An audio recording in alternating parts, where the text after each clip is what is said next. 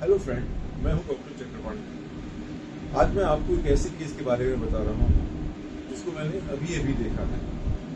एक लड़की जो दिखने में मुझे तो 13 साल की लगी, लेकिन जब उसने अपनी उम्र बताई तो मैं थोड़ा चौंक गया। उसने बोला कि वो 18 साल की है। उसका केस ये है कि उसे 1 साल से डायरिया होता है। वो मॉर्निंग के टाइम में होता है और इसके मॉर्निंग की जैसे ही वो उठती है बेड से ही उसको डायरिया लग जाता है। जो भी डायरिया होता है वो बहुत कम मात्रा में होता है और पेनलेस होता है, दर्द नहीं होता है। उसके साथ में वो बहुत जल्दी थक जाती है, बड़ी उसको कमजोरी रहती है। मैंने पूछा कि कुछ और बात बताना है, तो उसने बोला कि मुझे और कुछ नहीं बताना है। लेकिन मैंने और इंक्वायरी करी तो उसको भूख नहीं लगती थी, हालांकि उसका पेट खाली रहता था। और वो जब तक मुझसे बात करती थी वो लगातार नीचे देख रही थी, वो ऊपर नहीं देख रही थी। इसके अलावा उसने मुझे कुछ नहीं बताया। फिर मैंने फर्दर इंक्वायरी करी और फर्दर इंक्वायरी करने पे उसके साथ में उसके चाचा आए हुए थे। उन्होंने फिर बताया कि डॉक्टर साहब, इसका 6 साल टीबी का ट्रीटमेंट चला है और इसको बचपन में कई बार 3 से 4 बार नेक में ग्लैंड्स का ऑपरेशन हो चुका है। उसको पहले कई बार बुखार आया करते थे। फिर मैंने उससे पूछा कि टीबी तो ट्रीटमेंट हो जाता है 6 महीने में, तो ये बार बार 6 साल तक क्या ट्रीटमेंट हो रहा था। वो पेशेंट गुजरात अहमदाबाद का था। वो प्रतापगढ़ के उसके रिश्तेदार ने उसको हमारे पास लाया था।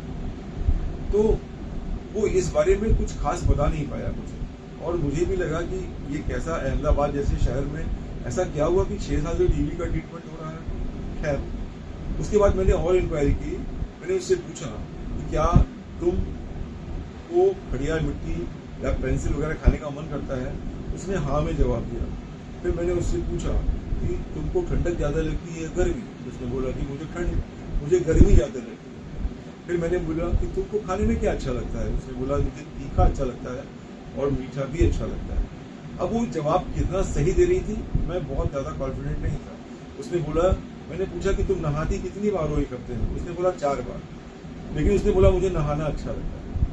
और उसने बोला कि मुझे पूरे शरीर में खुजली होती है जो 1-1.5 साल से हो रही है, और वो डे टाइम में ज़्यादा होती है, खुजलाने पे खुजली ठीक हो जाती है। फिर जब मैंने पूरी केस को फाइल करके अपनी मेडिसिन का सिलेक्शन कर लिया और जब दवाई के लिए मैंने कंपाउंडर को पर्चा दे दिया, तो उसके चाचा लोग ने बताया कि इसको खांसी आ रही है बहुत महीनों से और वो केवल रात में आती है सोते समय। तो मैंने उससे कहा, इतनी देर से जब मैं तुमसे पूछ रहा था तो तुमने मुझे नहीं बताया। और फिर खांसी के बारे में जब मैंने इंक्वायरी की तो उसने बोला कि खांसी जब भी आती है तो वो सोने के पहले आती है।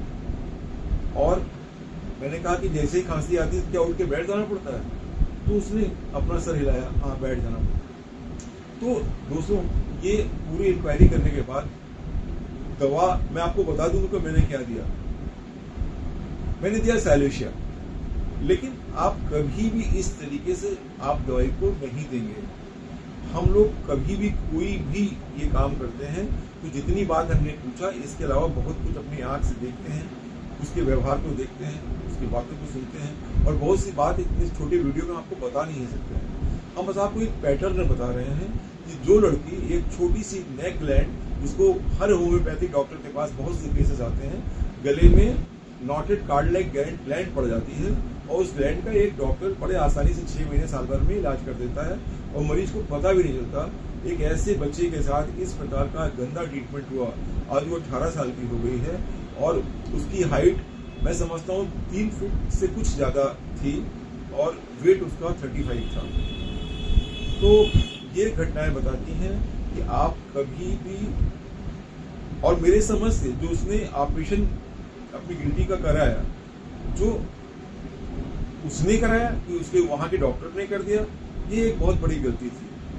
कभी भी किसी भी ऑपरेशन को तभी कराना चाहिए जब मेडिसिनल विकल्प एकदम खत्म हो जाए। ऑपरेशन केवल एक सब्स्टिट्यूट है, किसी भी रोग का इलाज केवल दवा होता है। तो दोस्तों, आज के लिए बस इतना ही। आगे मैं कोशिश करूंगा इस प्रकार की आपको इन्फॉर्मेशन देता रहूं। नमस्ते।